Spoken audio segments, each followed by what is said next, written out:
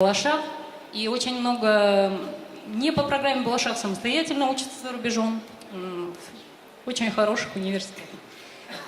Мне кажется, что нужно использовать очень хорошо взаимодействие с программой Балашах и, может быть, с Министерством по науке, чтобы использовать эти кадры, ну, более грамотно, может быть, направлять вот в те компании, которые занимаются инновационными проектами. То есть обеспечить эту взаимоувязку. Сами они не смогут найти эти взаимоувязки, поэтому я думаю, что вот созданное Национальное агентство по технологическому развитию, может быть, эту взаимосвязь должно обеспечить. Да, спасибо, хороший вопрос.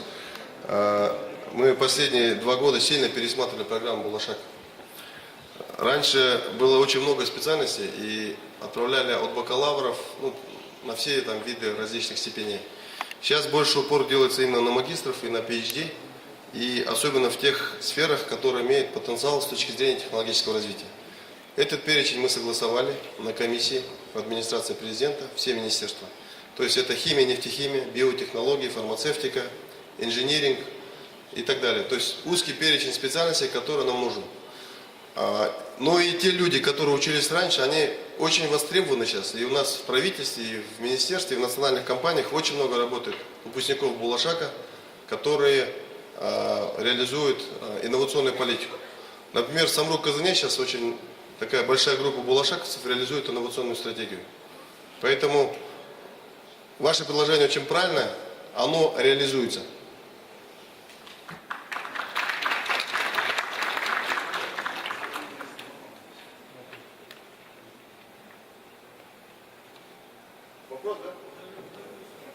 Можно еще один вопрос, потому что сейчас начинается, к сожалению, надо выезжать уже на встречу Эрдогана с президентом. Здравствуйте. Я директор Казахстанского научно-инновационного информационного центра. Вот в данный момент у нас 6 научных исследовательских кандидатов и 1 академик у нас работает. Эта структура у нас частная. Какие там государственные могут дать поддержку именно на развитие и деятельность видов? Пожалуйста, ответьте на это. У нас в первую очередь поддерживаются частные службы, частные компании, частные инновационные компании. Все эти инструменты, которые я назвал, вы можете их получить. Во-первых, вы можете получить грант на внедрение управленческих технологий, как развить компанию. У нас ученые зачастую не умеют заниматься бизнесом. Поэтому есть такой грант. Если вы хотите запатентовать свои разработки, тоже есть грант. Если вы хотите разработать опытный образец, есть такой грант. Если вы хотите создать бизнес, мы поможем вам найти партнера, какую-то промышленную площадку. То есть любой инструмент вы можете получить. Вот заместитель министра Кануш Тулюшин, кстати, балашаковец, можете после форума к нему подойти, он подробно объяснит. Спасибо большое.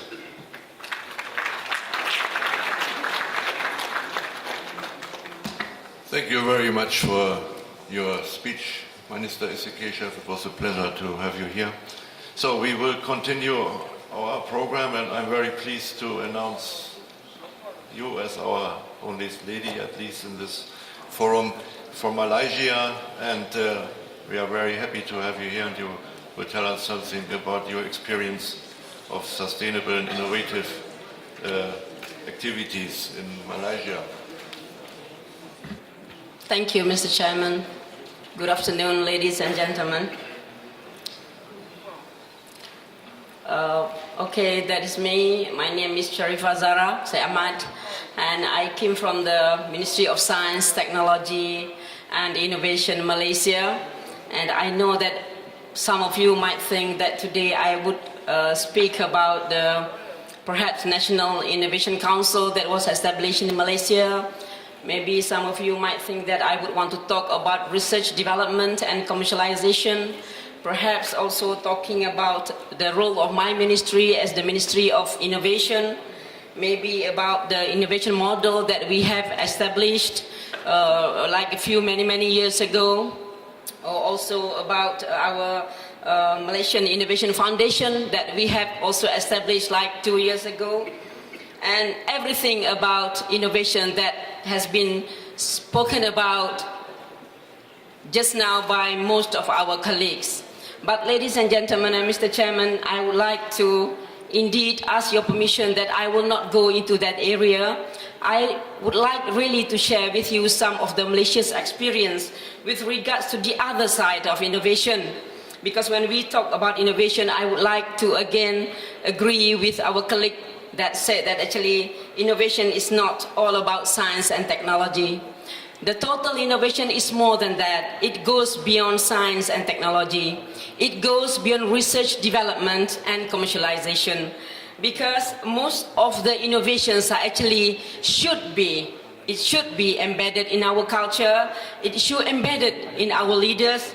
It should have something to do with our attributes. It should have something to do with our attitudes, with the empowerment, with the delegation of power, with the knowledge, with our capabilities, with the performance, accountability, integrity, speed, and everything else. So it is not only about research, development, and commercialization. So today I would like to, I will skip this, I will not.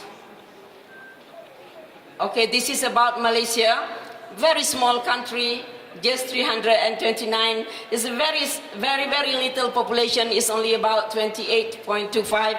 But I think in Kazakhstan you have less than us. And GDP is about 275 billion with the per capita income about 9,700 only. So we are still small.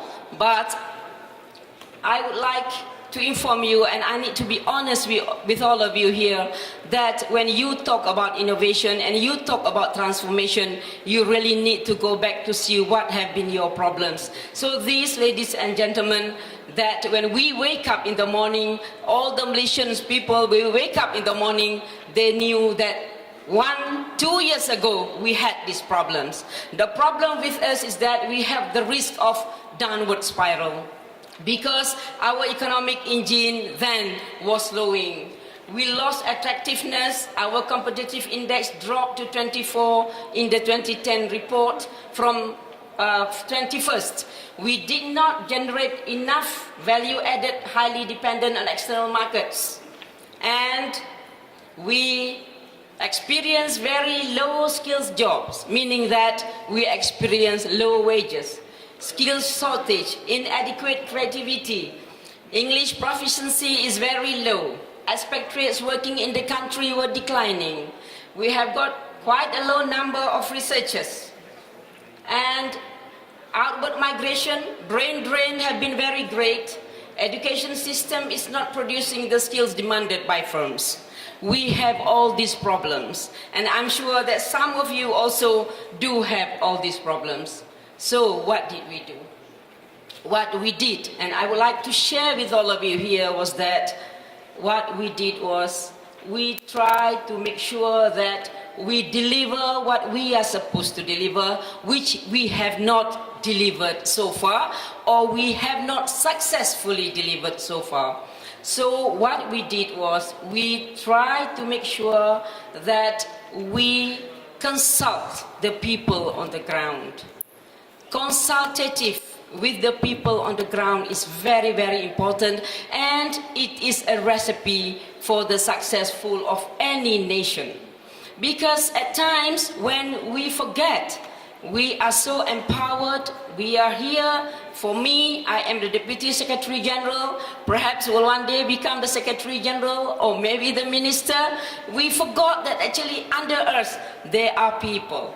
People who have their wants and people who have their needs. So that's the reason why we have this, we call it preservation enhancement of unity in diversity, because in Malaysia we are very plural society.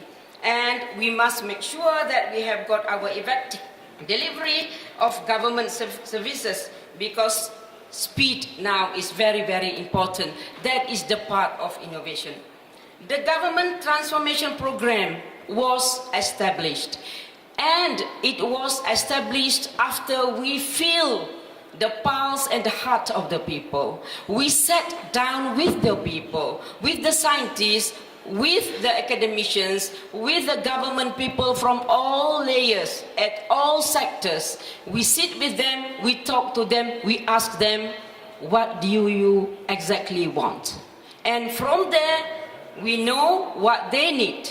So we establish our new economic model where we have got our enabling actions, we have strategic reform initiatives, and we would like to be a country that is advanced with high income, sustainable, and inclusive. So we do not miss the word inclusivity here, because inclusive is very, very important.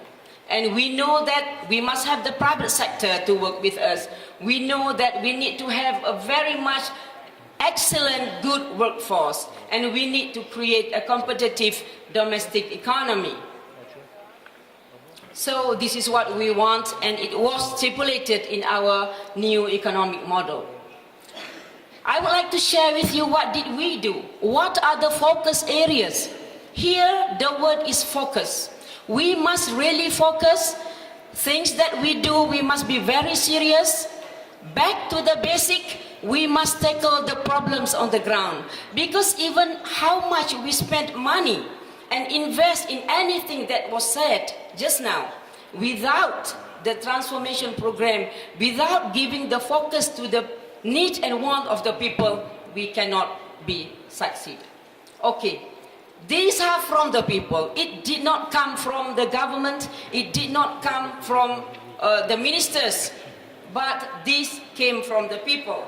So what we have here, you can see that actually people would like us to reduce crime. People would like us to fight corruption. People would like to see that our students are improved in their performance. People would like to see that the low-income households are helped, and we need to improve our rural basic infrastructure.